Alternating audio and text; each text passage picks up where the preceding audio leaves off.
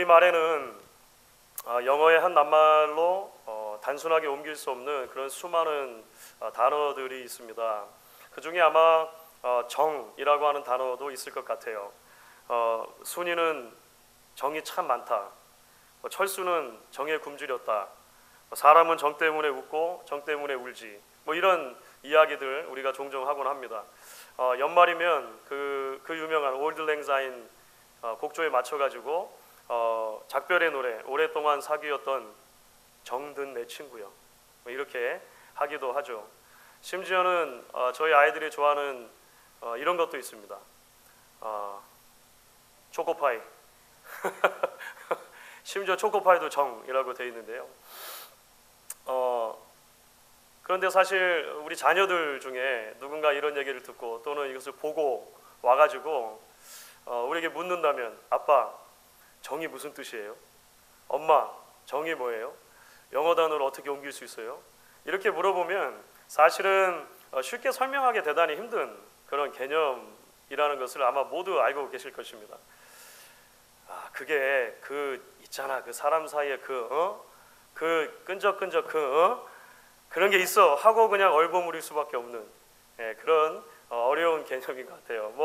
우리말에는 한 같은 개념도 아마 그런 것 중에 포함되지 않을까 싶습니다. 여러분들이 사실 알고 계시는 구약 성경에 기록된 히브리어 단어 몇 개가 있습니다. 그 히브리어 단어 중에 여러분 그 헤세드라고 하는 단어를 들어보셨을 거예요. 저도 몇 번 여러분들께 설명을 해드린 적이 있습니다. 근데 이 헤세드라고 하는 단어도 이와 비슷합니다. 우리말이건 영어건 그 어떤 언어건 간에 하나의 단어로 쉽게 대치해서 옮기기가 퍽 힘든 단어가 바로 이 헤세드라고 하는 단어입니다. 보통은 사랑, 인애, 자비 이렇게 해석이 되는데요. 우리가 가지고 있는 한글 성경만 하더라도 이 같은 단어, 이 하나의 단어를 이렇게 옮깁니다. 자비, 사랑, 인애, 인자, 성실, 은총. 제가 몇 개만 찾아본 거예요. 그러니까 이렇게 다양한 뉘앙스를 가지고 이 단어가 우리에게 있다라고 하는 것이죠. 기본적으로 이 헤세드라고 하는 단어는 그럴 필요가 전혀 없음에도 불구하고 자격이 없는 상대에게 베풀어주는 그런 어떤 무조건적인 헌신을 의미합니다. 그러니까 이 헤세드라고 하는 것은 받는 사람의 조건에 달려있는 게 아니에요. 받는 사람의 자격에 달려있는 것이 아닙니다. 그것을 베푸는 이의 성품과 넉넉함과 능력과 의지, 이 모든 것들이 이것을 가능하게 하는 것이죠. 하나님께 보통 이것이 적용이 되면 하나님의 언약의 근거에서 당신의 백성들을 사랑해 주시는 하나님의 그 무한한 자비를 보통 이야기하곤 합니다. 우리의 우리됨 때문이 아니라 하나님의 하나님 되심 때문에 하나님의 백성들을 품어주시는 그 하나님의 큰 사랑을 말할 때 보통 이 헤세드라고 하는 단어를 사용을 하는 것이죠. 사랑하는 여러분, 오늘 우리가 함께 읽은 본문의 말씀입니다. 오늘 본문의 말씀이 이렇게 시작이 되었습니다. 7절 말씀 보니까 이렇게 시작되죠. 내가 여호와께서 우리에게 베푸신 모든 자비와 그의 찬송을 말하며 그의 사랑을 따라 그의 많은 자비를 따라 이스라엘 집에 베푸신 큰 은총을 말하리라. 여러분, 이 한 절 안에 사실은 원어로는 헤세드라고 하는 단어가 2번 사용됐습니다. 어떤 단어로 번역이 됐을까요? 자비라고 번역된 단어입니다. 자비라고 번역된 단어가 2번 같은 단어가 사용이 돼요. 사실 앞뒤 문맥을 보면 이사야 선지자가 하나님의 백성들을 향한 신랄한 심판의 메시지를 전하고 있는 것입니다. 그런데 그 신랄한 심판의 메시지를 전하는 도중에 하나님의 자비하심에 대해서 함께 증거를 하고 있는 거예요. 그러니까 사실 결코 신실하지 않은 하나님의 백성들입니다. 그런데 하나님은 얼마나 신실하신가 라고 하는 것을 이야기하는 것이죠. 변덕스럽고 은혜를 잊어버리고 그렇게 배은망덕하기 쉬운 백성들인데 하나님은 얼마만큼 변하지 않는 사랑으로 그들을 품으시는가, 이사야 선지자가 이야기를 해주고 있습니다. 사랑하는 여러분, 그래서 사실 오늘 본문은 오랜 교회 역사 속에서 성서 일과표를 따라서 이제 한 3년에 한 번씩 이게 성서 일과표가 돌아가게 되는데요. 이맘때쯤에 크리스마스 다음 첫 번째 주일 한 해를 마무리하는 과정에서 그 주간이 되었을 때에 오랫동안 교회가 읽어왔던 말씀들 중에 하나입니다. 한 해 끝자락에서는 우리들에게 이 말씀이 큰 위로와 도전으로 다가온다라고 저는 그렇게 생각을 합니다. 우리 장로님도 기도를 해주셨습니다만 여러분, 한 해를 돌아보면 사실은 우리가 하나님 앞에서 신실했을 때보다 신실하지 못했을 때가 더 많았던 것 같다는 생각을 지울 수가 없습니다. 사실 우리는 조그만 일에 낙심하고 조그만 일에 실망하기도 하고 첫사랑의 뜨거움이 한 해를 지나는 동안 더 이상 내 안에 존재하지 않는 것 같은 느낌을 갖게 되기도 했던 것 같습니다. 그것이 부득이한 사정 때문이든지 아니면 나의 나태함 때문이든지 하나님께서 우리에게 주었던 사명의 자리들을 힘을 다해 섬기지 못했던 적도 아마 있었을지 모르겠습니다. 여러분, 그래서 한 해의 마지막 끝자락에서 이제 마지막 예배를 드리는데요, 나만 바라보면, 나의 내면만을 들여다보면 사실 많은 경우에 안타깝고 또 실망스럽고 한심하고 기운 빠지는 그런 모습일지도 모르겠다라고 하는 것입니다. 그러나 사랑하는 여러분, 오늘 말씀이 우리에게 어떠한 도전과 위로로 다가옵니까? 오늘 말씀은 우리의 눈을 나 자신에게서 들어서 우리를 부르신 하나님께로 향하게 만들어 준다고 하는 것입니다. 어떤 하나님이십니까? 우리에게 멈추지 않는 자비와 사랑과 은총을 베풀어 주시는 그런 하나님이라고 하는 것이죠. 우리를 사랑하시되 끝까지 사랑하시는 하나님, 그 하나님에게로 우리의 시선을 옮겨서 바라보도록 오늘 말씀이 우리를 초대해주고 있다라고 하는 것입니다.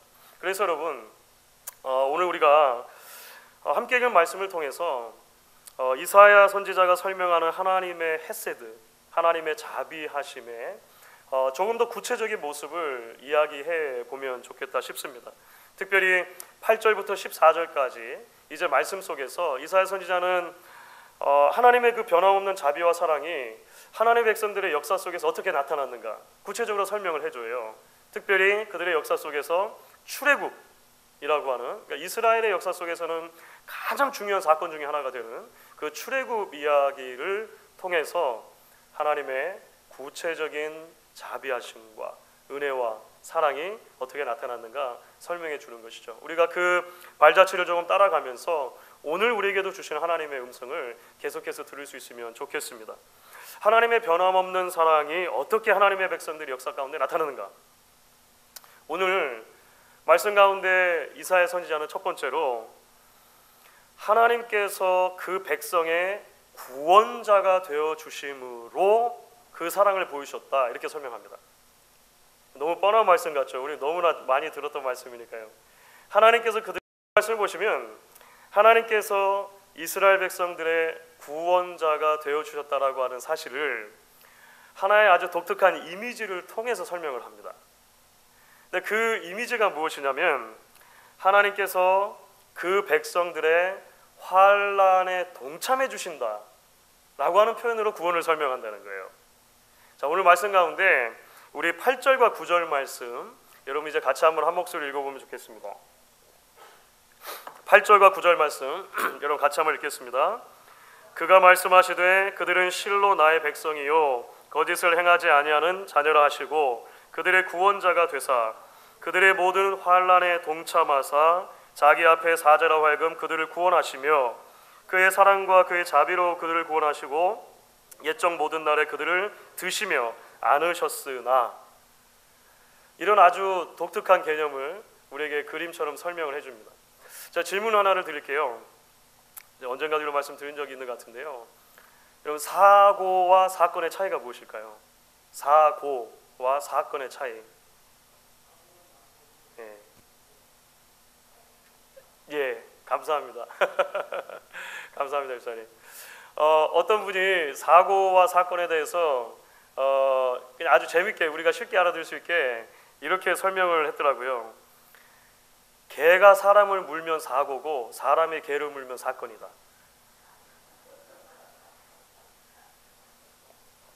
이해가 금방 되실란가 모르겠습니다. 개는 원래 짖고 무는 게 본성이잖아요. 그렇죠? 그 본성대로 개가 사람을 물면, 물론 일어나면 안 되는 일이지만 사고인 거예요. 사고, 액시던트.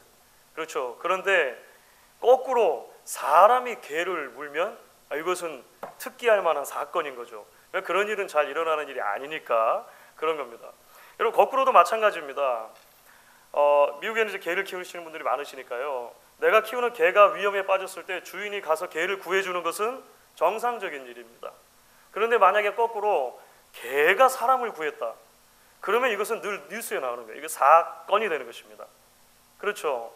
그래서 저는 초등학교 시절 때 얼마나 많이 우리 선생님들한테 오수의 개 이야기를 들었는지 몰라요. 여러분, 오수의 개 생각나십니까? 오수의 개 이야기.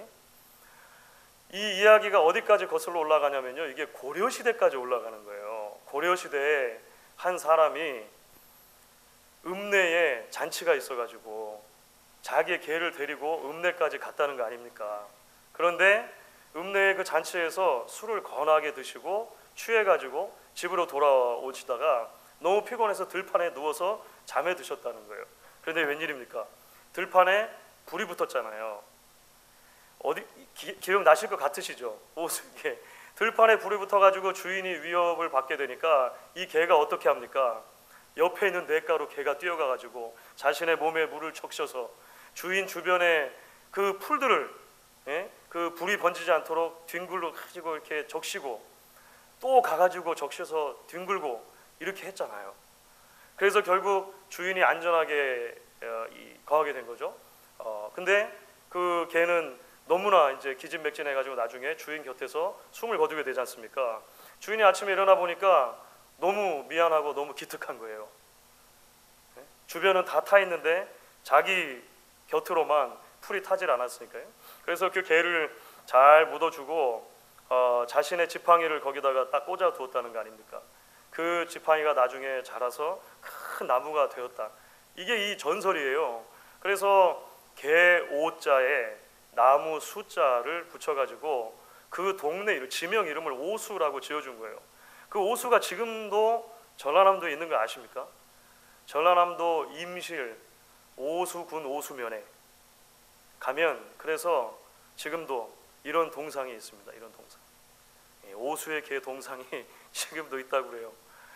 여러분, 이게 얼마나 특별한 사건이면, 흔히 일어나지 않는 일이니까 얼마나 특별한 사건이면 고려시대 때 수백 년 전에 있었던 사건인데 역사가 기록해가지고 하여간 저도 귀에 못이 박히도록 초등학교 때 선생님들께 오수의 개 이야기를 들었던 기억이 있어요. 사랑하는 여러분, 죄인인 인간에게 가장 자연스러운 일이 있다면 뭘까요? 죄인인 인간에게 가장 자연스러운 일은 죄를 짓는 것입니다. 그렇죠? 이기적이고 거짓을 좋아하고 분노와 난폭함과 음란한 가운데 스스로의 삶의 고통을 한없이 가져다 주는 것이 이 죄된 인간의 본성이라고 하는 거예요. 반면에 하나님은 어떠십니까? 하나님은 완전히 거룩하십니다. 하나님은 완전히 의로우시다라고 하는 거예요. 그래서 민수기 23장 19절 말씀처럼 하나님은 사람이 아니시기 때문에, 거짓말하지 않으시고 인생이 아니시기 때문에 후회가 없으시다. 하나님은 완전한 하나님이시라고 하는 거예요. 그러니까 본성대로만 하면 죄인인 인간과 거룩하시고 완전하신 하나님이 같이 있을 수 있는 가능성이 있습니까? 없습니까? 그런 건 없는 거예요. 본성대로 하면. 거꾸로 거룩하고 완전하신 하나님이 죄인인 인간 세상으로 들어오셔서 그들과 함께 하시고 그들의 고통을 동참하시고 그들을 구원하신다라고 하는 것은 사실 불가능한 일이라고 하는 거예요. 그런데 성경을 우리에게 어떻게 이야기합니까? 그런 일이 일어났다는 거예요. 그런 일이 일어났다는 거예요. 그래서 성경이 말하는 구원은 항상 사고가 아니라 사건입니다. 구원 사건이죠. 일어날 수 없는 일이 일어났기 때문에 그래요. 여러분, 하나님께서 이스라엘 백성들을 구원하시려고 모세를 부르시거든요. 모세를 불러서 이스라엘 백성들에게 보내시는 장면이 나오는데 출애굽기 3장에 나오거든요. 그 출애굽기 3장 7절 또 8절 전반부를 보시면 하나님이 이렇게 말씀하신 대목이 나옵니다. 여러분 같이 한번 방금 전에 제가 말씀드린 내용을 한번 생각하시면서 이 지금 얼마나 놀라운 일이 일어나고 있는지 같이 한번 읽어보도록 하겠습니다. 여호와께서 이르시되 내가 애굽에 있는 내 백성의 고통을 분명히 보고 그들이 그들의 감독자로 말미암아 부르짖음을 듣고 그 근심을 알고 내가 내려가서 그들을 애굽인의 손에서 건져내고 그들을 그 땅에서 인도하여. 여러분 이미 구약에도 거룩하신 하나님이 죄인인 인간들을 구원하시는 개념을 설명할 때 하나님이 내려오신다라고 하는 개념을 사용합니다. 참 놀랍죠. 일어날 수 없는 일이 일어나고 있는 거예요. 어마어마한 구원의 사건이 지금 일어나고 있는 것이죠. 하나님께서 당신의 백성들의 고통을 보고 듣고 아셨다는 것입니다. 그리고 그 삶의 자리로 내려오셨다는 거예요. 그리고 그들을 구원해 주신다라고 하는 것입니다. 이것이 하나님의 헤세드이죠. 이것이 하나님의 사랑이죠. 분명 하나님께서는 거룩하시고 공의로우시고 심판하시는 하나님이시지만 동시에 무한한 자비의 사랑의 하나님이시므로 당신의 백성들을 그냥 내버려 두지 않으시고 그들에게 그 큰 사랑의 헌신을 부어주시는 것입니다. 그것이 바로 우리가 지난 주간 동안에 이제 함께 축하하고 마음껏 즐거워했던 성탄의 주인이신 예수 그리스도를 내려보내시기까지 하신 것 아닙니까? 그렇죠? 우리가 예수님의 성육신에서 인생의 가장 낮은 자리 말구유까지 내려오신 그 주님께서 주님의 삶에서 발견하게 되는 것이 무엇입니까?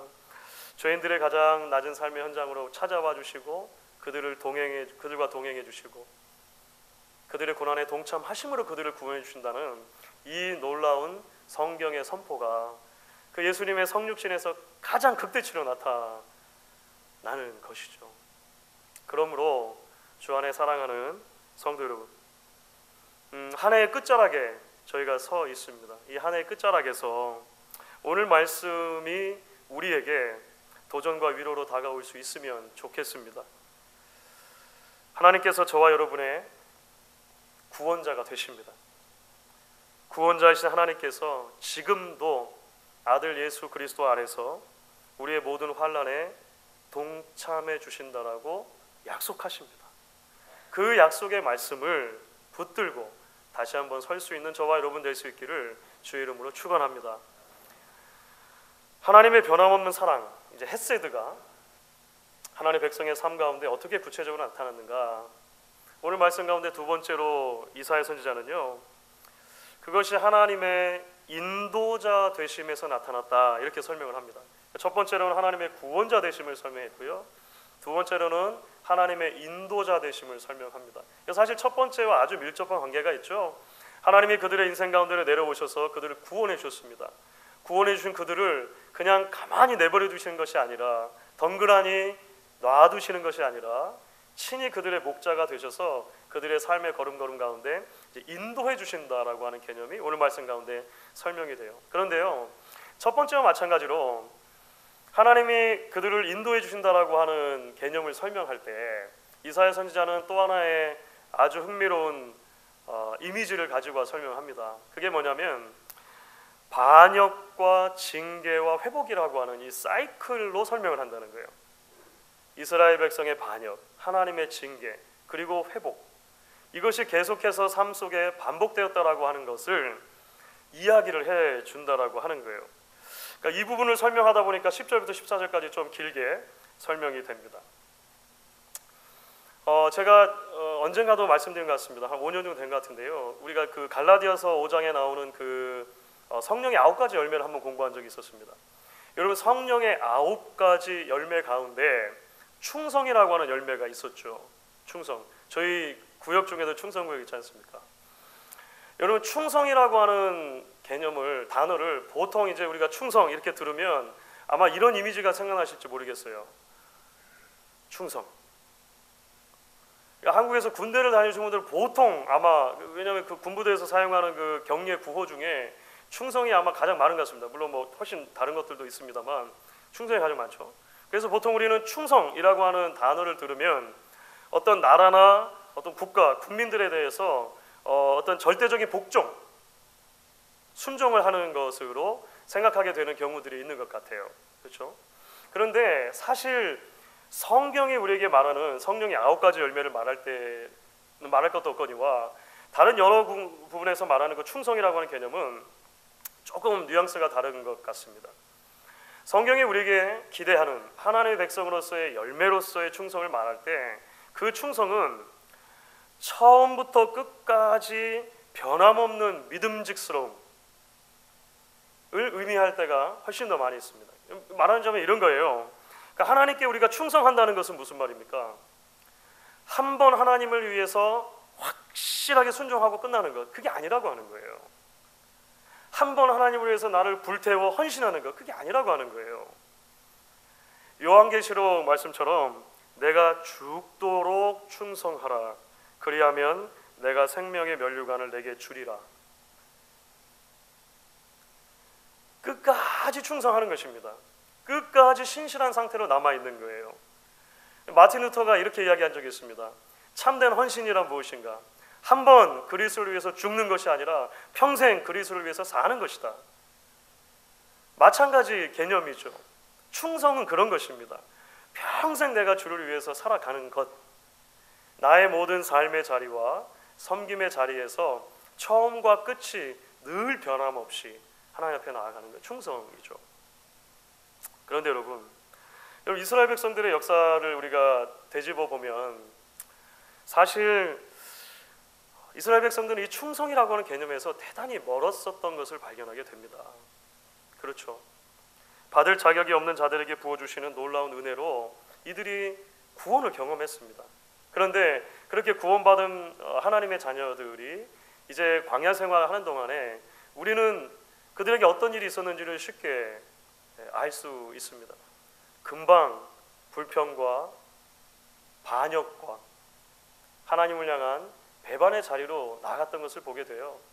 사실 전무후무한 바다가 갈라지고 바다 사이를 마른 땅으로 건너는 출애굽이 있었지 않습니까? 그 홍해를 건너는 사건 뒤에 3일 만에 이들은 물이 쓰다고 하나님 앞에서 불평과 불만을 늘어놓게 됩니다.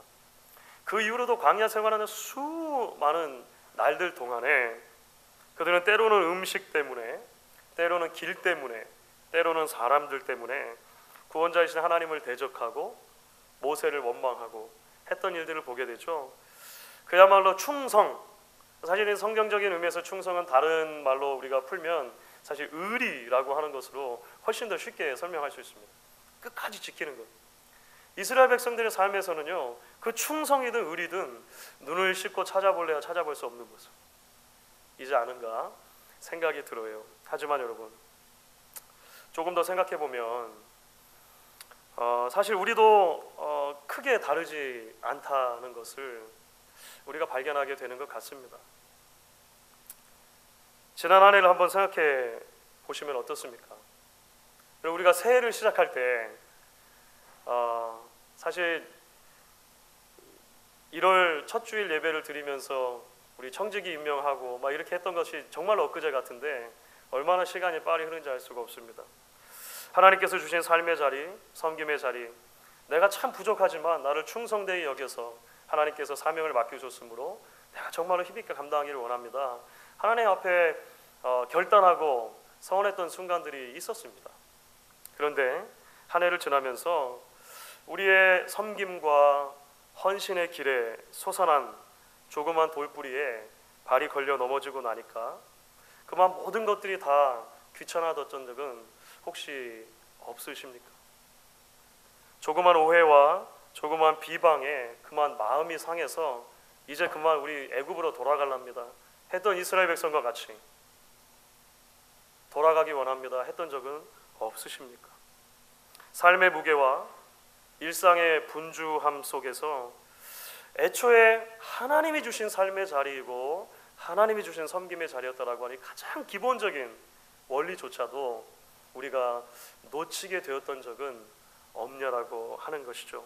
제 스스로에게 질문을 이 세 가지를 다 던져 보아도 그렇습니다. 나는 한 번도 그런 적이 없었습니다고 말하기에 참 부끄러운 모습이라는 것을 발견하게 되는 것 같습니다. 그런 의미에서 여러분, 오늘 한 해 마지막에서는 우리에게 주시는 이 이사야서를 통한 하나님의 자비, 하나님의 헤세드에 대한 말씀이 우리에게 또 다른 위로와 도전으로 다가온다고 생각을 합니다. 왜냐하면 하나님을 향한 우리의 충성은 우리를 향한 하나님의 충성이라고 하는 개념을 빼놓고 생각할 수 없기 때문에 그렇습니다. 오늘 이사야 선지자가 말하려고 하는 핵심이 무엇이죠? 바로 그거죠. 당신의 백성들은 그처럼 반역과 불순종을 일삼았음에도 불구하고 하나님은 한 번도 그들의 목자가 되시기를 포기하신 적이 없다라고 하는 거예요. 하나님의 의리에 대해서, 하나님의 충성에 대해서 이사야 선지자는 이야기하고 싶은 것입니다. 물론 하나님은 반역하면 징계하기도 하십니다. 오늘 말씀 보면 중간에 그런 대목이 나왔죠. 10절 말씀입니다. 10절 보니까 이렇게 되어 있죠. 제가 읽겠습니다. 그들이 반역하여 주의 성령을 근심하게 하였으므로 그가 돌이켜 그들의 대적이 되사 친히 그들을 치셨더니, 사실 좀 놀라운 말씀이죠. 그들의 구원자가 되셨던 하나님이 갑자기 이제는 그들의 대적이 되신다는 거예요. enemy. 그들을 심판하셨다라고 설명을 해요. 그러니까 하나님께서 하나님의 백성이 실족할 때, 낙심할 때, 실패할 때, 불순종할 때 마음 아파하신다는 것입니다. 성령이 근심하신다는 거예요. 그런데 그렇게 마음 아파하시고 근심하신 성령이 그들을 징계하시는 것은 그들을 포기하시기 위해서가 아니라고 하는 것을 말씀을 통해 보게 됩니다. 사실은 하나님의 심판과 징계는 헤세드의 또 다른 표현이죠. 하나님의 사랑의 또 다른 표현이라고 하는 것입니다. 그들을 회복시켜서 다시 순례의 길의 트랙으로 돌아서도록 하시는 하나님의 은혜의 손길이 거기에 있는 것이죠. 마치 히브리서의 저자가 징계가 없으면 그래서 사생자다, 징계가 있어야 참된 자녀다라고 말하는 것과 일맥상통하는 것입니다. 오늘 말씀을 보시면 그래서 결론과 같이 14절에 우리에게 이렇게 이야기를 해줍니다. 14절 말씀 여러분 같이 한 목소리로 읽어보도록 하겠습니다. 여호와의 영이 그들을 골짜기로 내려가는 가축같이 편히 쉬게 하셨도다. 주께서 이와 같이 주의 백성을 인도하사 이름을 영화롭게 하셨나이다 하였느니라. 이것이 결론입니다. 주 안에 사랑하는 여러분, 우리를 구원하신 하나님 앞에 우리가 충성을 다하지 못할 때, 우리가 하나님을 향한 의리를 다 지키지 못할 때 물론 하나님은 마음 아파하실 것입니다. 우리 안에 두신 성령이 근심하게 되는 일들이 분명히 있을 것입니다. 때로 그래서 하나님은 사무엘하 7장 말씀처럼 사람 막대기와 인생 채찍으로 우리를 징계하기도 하실 것입니다. 때로는 말씀을 통해, 때로는 환경이나 상황을 통해서 우리를 도전해 주시고 우리에게 이야기를 자꾸 걸어오실 때도 있으실 것입니다. 어쩌면 지난 한 해를 살아가면서 그러한 수많은 순간들을 여러분들이 개인적으로 경험하셨을지도 모르겠습니다. 지금도 혹시 그런 순간을 지나고 있다고 생각하시는 분들도 계실지 모르겠어요. 하지만 여러분 기억하실 수 있기를 바랍니다.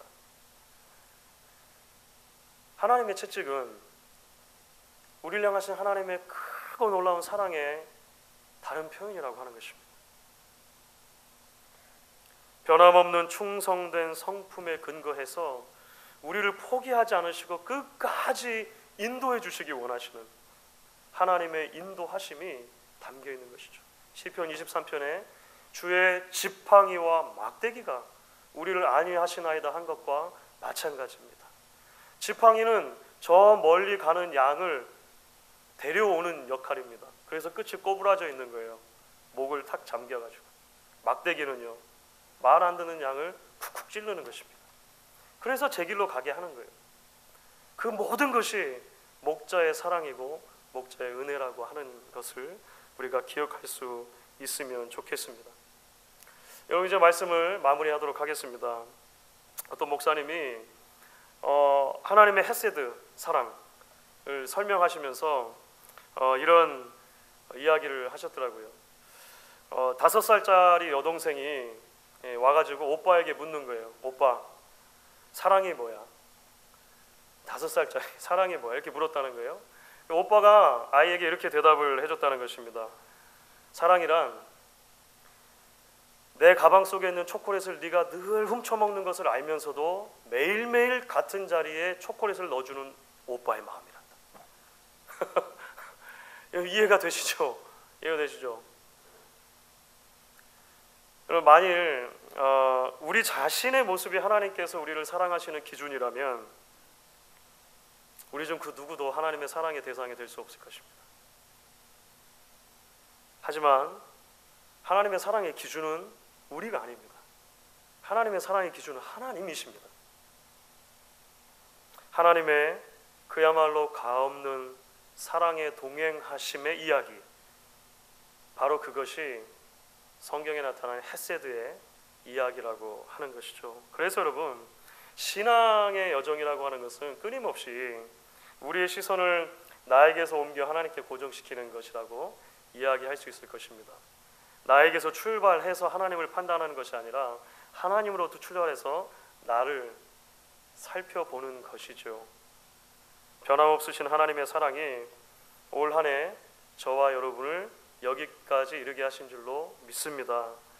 그 동일한 사랑이, 그 동일한 헤세드가 새로운 한 해에도 우리를 인도해 주실 것을 믿음으로 기대하고 붙들 수 있는 저와 여러분 될 수 있기를 주의 이름으로 축원하겠습니다. 여러분 이 시간 같이